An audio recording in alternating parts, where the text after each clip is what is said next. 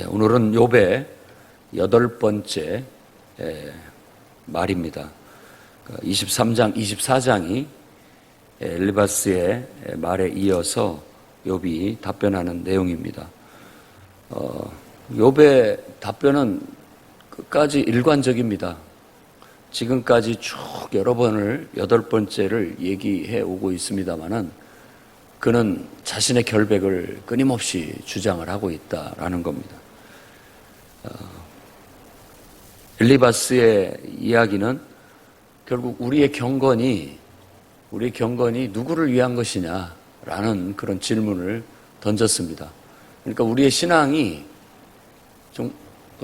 우리가 열심히 하나님을 믿고 기도하고 예배하는 것이 결국은 어떤 나에게 유익을 위한 것이 아니냐, 어떤 그런 것에 대해서 우리에게 질문을 던지게 되었고, 우리는 사실 어떤 더 깊은, 더 성숙된 단계는 정말 나에게 유익이 없고 내게 오히려 손해고 고통이라 할지라도 우리가 의롭고 경건한 삶을 살아나가야 된다라는 그런 깨달음을 주고 있는 겁니다. 그러니까 의인의 고난도 때로는 우리가 수용할 수밖에 없다는 그런 깨달음이 있는 것이죠. 그래서 그런 정도까지 우리가 하나님을 신뢰하고 하나님께 순종할 수 있는 그런 믿음의 단계가 필요하다고 볼 수 있습니다. 그럼에도 불구하고 욥은 지금 하나님을 향해서 반항하는 마음, 또 근심, 탄식이 있다. 왜? 내가 받는 재앙이 탄식보다 무겁기 때문이다 라는 거예요. 그러니까 어떻게 보면 습관적으로 우리는 인생을 이렇게 원망하기도 하고 또 불평하기도 하고 짜증을 내기도 하는데, 그런 얄팍한 어떤 짜증이 아니라는 겁니다. 이건 너무나 내가 지금 힘든 상황에서 가만히 있어도 내 고통이 탄식보다 더 무거운 거예요. 이 말은 내 고통이 그냥 자연스럽게 탄식으로, 신음소리로 나오게 됐다. 그런 상태를 지금 말하고 있습니다. 그러면서 그가 바라는 것은 사실 친구한테 바라는 것이 아니고 3절 말씀이 오늘 또 이야기의 핵심이라고 할 수 있겠습니다. 대부분 항상 발언 얘기들을 보면 앞에 부분에 핵심 발언을 하고 그에 대한 부연 설명을 하고 있습니다. 그러니까 그게 어떻게 보면 논리죠, 논리. 논리학이라고 말하고 또 수사학이라고도 얘기하는데 말하는 법이에요. 먼저 내가 주장하고 싶은 말을 던지고 그 다음에 부연 설명을 하는 거죠. 그런 식이 더 사람들을 설득하거나 또 자기 주장을 펼치는데 유리합니다. 그러니까 여러분들도, 우리 한국 사람들은 먼저 주변에 이렇게 설명을 쫙 깔고 그 다음에 나중에 진짜 정작 하고 싶은 얘기가 뭐냐라고 했을 때 마지막에 합니다. 근데 그런 것들은 좀 오해를 불러일으킬 수도 있고 또 그것도 하나의 방법일 수는 있겠지만 조금 더 비효과적이지 않나 하는 생각이 들 때가 있습니다. 먼저 자기 주장을 빨리 얘기를 하고 그것을 설득해 나가는 것이 더 효과적인 경우들이 많이 있습니다. 그래서 필요 적절하게 쓰시되 가능한 한 자신의 주장을 명료하게 하기 위해서는 먼저 자기 주장을 앞에 두고 그 다음에 그거에 대한 부연 설명을 하는 것이 더 의사전달에 효과적인 면이 있다는 것을 알아주십시오. 빙빙빙빙 돌리다가 나중에 가서 미안해서 그럴 수도 있고 또 우리 마음이 이렇게 팍 먼저 내 말을 주장하는 것에 대해 있어서 좀 상대방을 위협한다라고 느낄 수도 있겠지만 의사전달을 명료하게 전달을 하려면 먼저 얘기하는 게 제일 좋다는 얘기를 드리는 겁니다. 그래서 이 욥기서도 그런 수사적인 면들이 나타나고 있다는 것이 보입니다. 그래서 항상 앞에 부분에 그 주장을 두고 있어요. 내가 어찌하면 하나님을 발견하고 그의 처소에 나아가랴. 그게 지금 욥에게는 가장 고민되는 부분입니다. 하나님 앞에 나아가고 싶은데 하나님 앞에 나아가서 처소라고 했지만 보좌라는 단어를 썼어요. 그분의 보좌 앞에 나아가서 그분을 뵙고 싶다라는 거예요. 어떻게 하면 내가 그분 보좌 앞에 나아가서 그분 처소 앞에 가서 그분을 배울까? 그 말은 이렇게 의문형으로 수사적으로 썼지만 그걸 간절히 바란다라는 그런 의미를 담고 있죠. 그래서 그 앞에 나아가서 내가 호소하고 내 스스로를 변론하고 싶다라는 겁니다. 그리고 그분의 대답을 듣고 싶다. 왜 그러시는지 속 시원하게 그분의 대답을 듣고 싶고, 그래서 내가 그걸 듣고 깨달았으면 좋겠다. 이런 고백을 그분 앞에 드립니다. 사실 그분과 내가 뭐 다투겠느냐, 사실 그분 앞에 내가 어떤 불손하게 어떻게 따지겠느냐, 따질 수는 없다. 그저 나는 그분의 말씀을 듣고 싶다. 그분이 뭐라고 좀 속 시원하게 얘기해 줬으면 좋겠다라는 그런 말입니다. 그리고 7절에 그의 소망이 더 구체적으로 나타나 있는데, 거기서는 정직한 자가 그와 변론할 수 있은즉 내가 심판자에게서 영원히 벗어나리라. 그 말은 하나님 앞에 나아갈 수 있는 자는 정직한 자만이 나아갈 수 있다라는 거예요. 그 말은 곧 내가 정직한 자라는 뜻이에요. 결백하다는 거죠. 하나님 앞에. 하나님 앞에 나는 결백하기 때문에 그분이 나를 심판하신다 할지라도 내가 죄가 없다라는 것이 밝혀지게 돼서 결국은 나는 죄 없이 정직하고 결백한 사람으로서 풀려나게 될 것이다 라는 겁니다.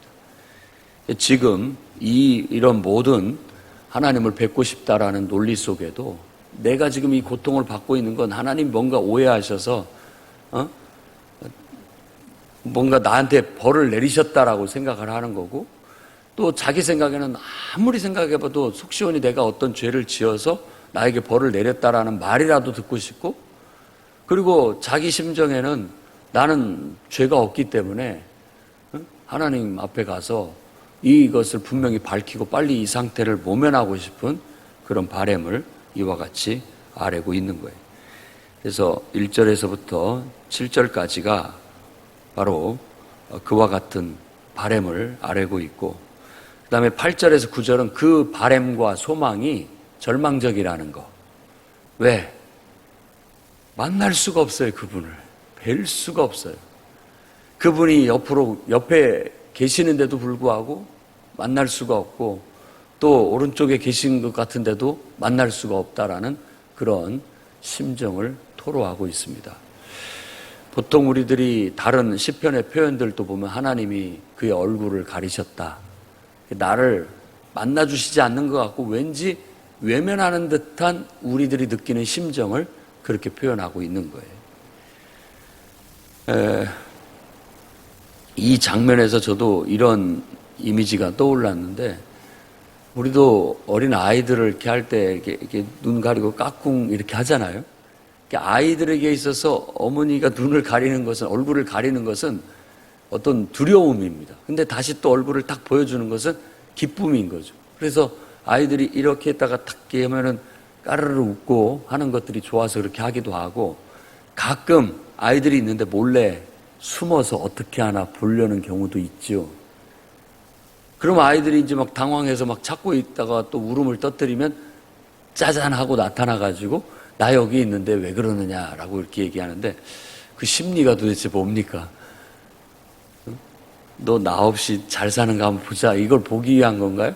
아니면 부모와 자녀의 관계를 확인해 보려고 하는, 부모가 이렇게 중요한 거야, 내가 없으면 네가 어떻게 살 거냐 라는 것을 교육이라도 하려는 듯이 그와 같은 일을 하는 것 같이, 그렇게 그런 일들이 우리 생활 속에도 있는데, 지금 욥기의 설정이 좀 그런 설정입니다. 그런 설정이죠. 하나님께서 그 은혜를 싹 걷어들이고 너 어떻게 하나 보자 라는 것들을 우리에게 보여줌으로써 그 속에서 인간이 그런 것에 대해서 이해하려고 하고 탐구하는 학문적인 이성으로서 알아가는, 그렇게 인생에 대해서 배워가는 많은 내용들을 거기에서부터 풀어내게 되는 그런 내용으로 이루어져 있습니다. 근데 우리가 살면서 하나님이 가까이 계시는 것 같은데 아무리 찾아도 찾아지지가 않고 만나고 싶어도 만나지지가 않은 그런 답답한 심정을 얘기하고 있고, 또 일면에는 3절에 어떻게 하면 하나님을 발견하고 그분 앞에, 그분 처소 앞에 나아갈 수 있을까? 인간의 정말 궁극적인 외침, 영혼의 외침. 모든 인간들이 죄로 인하여 하나님 앞에 나아갈 수 없는 그 답답한 심정을 토로하고 있을 때, 바로 이런 인간의 고통을, 인간의 부르짖음을 하나님께서 들으시고 인간이 되어 이 땅에 오셔서 우리와 하나님 사이에 막힌 담을 헐으시고 십자가로 헐으시고 그 길을 열어주셔서 이제는 누구든지 언제든지 그분을 뵙고 싶고 그분을 만나고 싶을 때 그 은혜의 보좌 앞에 나아갈 수 있는 새롭고 산 길이 열렸다. 이거 얼마나 큰 은혜냐.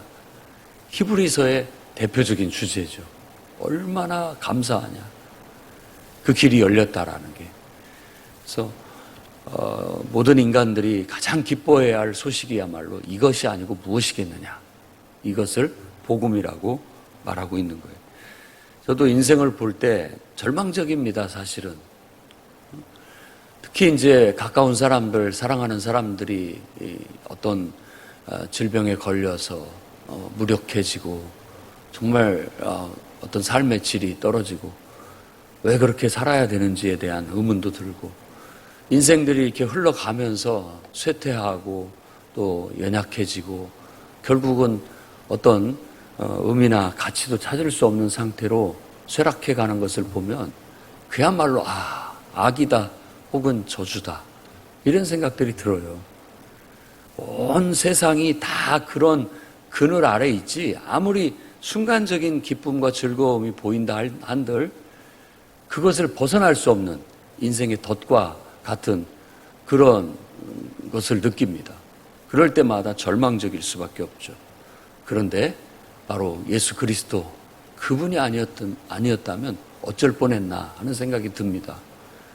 그분이 바로 그런 모든 저주로부터 우리를 속량하시기 위해 십자가에 달리셨다는 것, 죽으셨다는 걸 생각하면 정말 가슴을 쓸어내리며 감사할 수밖에 없고, 그 약속하신 그날이 빨리 왔으면 좋겠다는 생각을 갖게 되는 겁니다. 빨리 온다면 그나마 좀 그런 고통과 어려움 속에서 빨리 벗어날 수 있지 않을까. 질병뿐만이 아닙니다. 세상에 돌아가는 부조리함과 불의함을 볼 때마다 정말 누가 이것을 바로잡고 정의를 실현할 수 있을까? 정치하는 정부도 한계가 있고 재판을 하는 재판관도 한계가 있고 다 해결해 주지 못하는 그런 복잡 미묘한 문제들이 세상에 널려 있는 걸 알 수 있어요. 그러니까 그런데 집착하면 인생이 불행합니다. 우울하고 언제까지 이런 속에 살아야 되는가. 그러나 다시 우리가 정신을 차리고 눈을 돌려 하나님을 바라보고 하나님께서 베풀어 주신 은혜, 또 하나님께 소망을 두고 보면 그나마도 그런 세상에서 빛을 보고 따라갈 수 있는 희망이 생겨서 다행이라는 생각이 듭니다. 그러니까 저는 예배가 없이 어떻게 살 수 있을까? 기도가 없이 어떻게 살 수 있을까? 그래도 그런 속에서 기도하고 기도할 때만이라도 숨통을 틔울 수 있는 것 같고, 예배 드릴 수 있을 때만이라도 치유되고 회복될 수 있는 것 같아서 그래서 내가 힘을 얻어 살아가는 것 같고 그렇습니다. 그런데 세상 사람들은 도대체 어디서 위안을 얻고 하나님을 알지 못하는 사람들은 무엇을 통해서 충족을 얻어가고 있나 하는 걸 보면 그들 나름대로 뭔가를 찾고 있는데, 알고 보면 그 기쁨이 꼭 마약 같고, 또 그들은 우리를 보고 종교가 마약이라고 말하는지 모르겠지만 썩은 동아줄을 붙잡고 있는 것 같고, 오히려 더 스스로를 수렁 속으로 몰아넣는 기쁨과 쾌락을 쫓아가고 있는 게 아닌가 하는 안타까움을 느낍니다. 그래서 다시 한번 우리는 복음을 전해야 되겠다는 사명감, 그런 영혼들이 나처럼 하나님을 알고 하나님을 섬기고 기도할 줄 알고 예배할 줄 알면서 살아간다면 얼마나 좋을까. 그들에게도 이러한 방법을, 이런 길을 제시하고 가르쳐서 그들도 위안을 얻고 평안을 얻고 영생의 소망을 가지고 살아갈 수 있으면 좋겠다 하는 그런 마음이 듭니다. 이 욥의 발언을 통해서 제가 그런 것들을 느낍니다. 여러분들도 공감하리라 생각하고 우리가 더욱더 복음을 전하는 일에 힘쓸 수 있었으면 좋겠습니다. 10절 말씀은 찬양곡으로 만들어진 가사죠. 내가 가는 길을 그가 하시나니 그가 나를 단련하신 후에 내가 순금같이 되어 나오리라, 정금같이 되어 나오리라. 옛날 버전에는 그렇게 말하고 있습니다. 하나님을 뵐 수가 없고 만날 수가 없고 어떤 면에서 하나님이 나를 외면하시는 것 같고 나를 피하시는 것 같지만 나는 확신한다는 뜻이에요. 하나님이 나의 결백을 아실 거라는 거. 그러니까 지금 이 말 속에는 굉장히 지금까지의 발언보다도 더 성숙된 발언이라고 할 수 있습니다. 깨달음이 있는 발언. 그 말은 지금 하나님께서 왜 나에게 이런 일을 주셨느냐라고 원망했지만 지금은 하나님이 분명히 나에게 내가 이 결백하다는 거 하나님은 알고 계신다라는 확신으로 선회하고 있다라는 거예요. 그리고 난 다음에 나를 단련하신 후에 정금같이 되어 나오리라는 말 자체는 내가 정결한데도 불구하고 하나님께서 나를 시험하고 계시다라는 그런 고백이 벌써 담겨 있다라는 거예요. 이게 지금 천상회의 속에서 하나님과 사탄과의 거래 속에 사실은 이런 일들이 지금 벌어지고 있다는 걸 우리는 알고 있잖아요. 이게 하나의 말하자면 테스트, 시험인 거예요. 그런 상황에서도 하나님을 섬길 것인가? 그 상황에서도 경건을 유지할 것인가? 그 속에서도 의로움을 지켜나갈 것인가를 보기 위한 거예요. 그러니까 경건의 목적이 뭐냐? 가정의 행복과 또 어떤 우리의 인생의 번영함, 물질의 부유함, 그리고 육체의 건강과 어떤 편안함, 이런 것들이 경건의 목적으로 생각하고 있는데 사탄이 의문을 던지는 거예요. 그거 다 걷어내면 모두가 다 경건을 버려버릴 겁니다. 신앙을 버릴 겁니다. 라고 했지만 욥은 끝까지 그걸 지키는 것을 보여주는 거죠. 그래서 우리 오늘날 성도들에게도 그 깨달음을 주는 겁니다. 너의 기도하는 목적이 뭐냐? 네가 하나님을 예배하는 목적이 뭐냐? 네가 하나님 말씀대로 경건하게 의롭게 살려는 목적이 뭐냐? 그것을 통해서 하나님의 은혜와 축복을 받기 위함만이냐라는 거예요. 그건 부수적인 거라는 걸 깨우쳐주고 있는 거예요. 정말 중요한 것은 하나님의 관계 속에서 그냥 인간의 본분으로서 그 길을 걸어갈 뿐이고 그 길을 걸어가는데 하나님께서 어떤 보상으로 안 주셔도 되겠지만 하나님께서 보상으로 우리에게 행복한 가정과 또 부유한 어떤 물질적인 축복과 또 건강과 행복한 삶을 덤으로 주시는 것과 같다라는 거예요. 그것을 깨우치는 목적이 있습니다. 지금 어떤 면에서 우리가 의롭고 하나님의 말씀대로 살아가는 길을 걸어가는 것이 마치 정금을 단련하는 것 같은 단련이라고 욥은 고백하고 있습니다. 그리고 그가 자신을 지금까지 걸어왔던 삶을 얘기합니다. 내 걸음은 항상 그분의 말씀대로 살아왔다라는 것을 시적으로 묘사하고 있습니다. 그 길을 지켜 치우치지 않았고 그 입에 말씀을 정한 음식보다도 더 아주 맛있는 음식보다도 더 귀하게 여겼다라고 말하면서 오직 하나님 말씀대로만 살아오는데 급급했고 힘썼다라고 말합니다. 그리고 13절부터 14절 얘기는 그럼에도 불구하고 하나님이 뭔가 모르겠지만 그분이 작정하신 뜻이 있다. 그리고 그분은 그대로 이루실 것이다. 라고 하나님의 어떤 뜻과 계획을 수용하고 받아들일 수밖에 없는 자신의 입장을 그렇게 묘사하는 겁니다. 이런 것은 몸부림 속에서 자신도 모르는 사이에 하나님의 뜻에 접근해 가고 있는 발전된 모습입니다. 그러니까 저는 기도라는 게 때로는 지루하고 어떻게 보면 응답도 없고 해결도 안 되는 것 같지만 알게 모르게 우리가 하나님께 가까워집니다. 그리고 알게 모르게 하나님의 뜻을 이해하게 되고 그분을 받아들이게 되는 그런 변화가 일어나는 게 기도입니다. 그러니까 기도는 수행이라고 생각해요. 우리의 사명이면서 또한 우리를 다듬어가고 우리를 더욱더 만들어가고 세워가는 수행이라고 할 수 있습니다. 그러면서 우리는 더 하나님과 가까워지고 하나님의 뜻에 가까워지고, 그래서 저도 인생의 목적 자체를 하나님께 가까이 가는 것으로 잡고 살아야 된다고 생각합니다. 하루하루가 하나님께 가고 있는 거예요. 지금 더 가까이, 더 가까이, 더 가까이. 그렇게 가까이 가다 보면 어느 순간에는 이제 더 이상 우리가 이 땅에서의 시간과 공간과 이 육체라는 그런 허울을 벗어버리고 그분께 가까이 갈 수 있는 그런 단계에까지 접근하게 되는 거라고 생각하는 것이 좋습니다. 그러니까 우리의 인생은 날마다 한 걸음 한 걸음 더 하나님과 가까워지면서 거룩해져 가고 있는 거예요.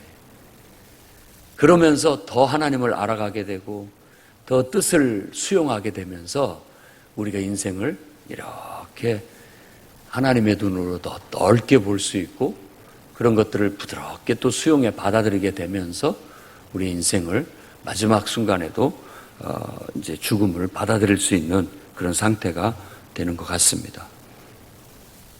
그리고 마지막 고백이 내가 지금 힘들고 어려워하는 것, 고통스러워하는 것은 최고의 고통은 바로 하나님이 나를 외면하시는 그것이 최고로 고통스럽다라고 말하고 있는 겁니다. 그게 바로 지옥이죠. 하나님이 없는 곳, 하나님의 임재가 없는 곳, 하나님의 은혜가 느껴지지 않는 그 상태, 그게 가장 고통스러운 것을 아셔야 됩니다. 육신의 질병도 아니고 가정의 어떤 근심 걱정도 아니고 우리가 물질적인 어려움과 쪼들림도 아니고 인생의 가장 큰 고통은 하나님의 은혜로부터 외면당한 그것이 가장 큰 고통이라는 걸 아셔야 됩니다.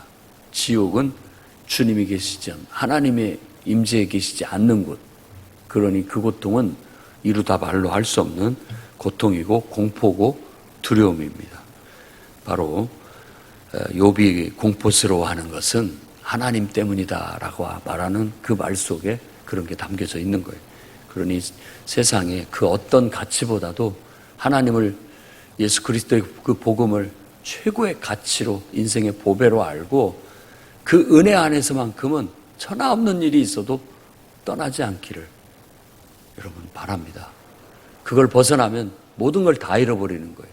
그러나 그걸 지킨다면 그 은혜 안에서 하나님은 주시기도 하시고 가져가시기도 하시고 또 채워주시고 하나님의 선하신 뜻대로 여러분을 인도해 나아가시게 될 겁니다. 중심을 잃지 말고 오늘 또 좌로나 우로나 흔들림 없이 반듯한 길로 나아가기를 예수님의 이름으로 축원합니다.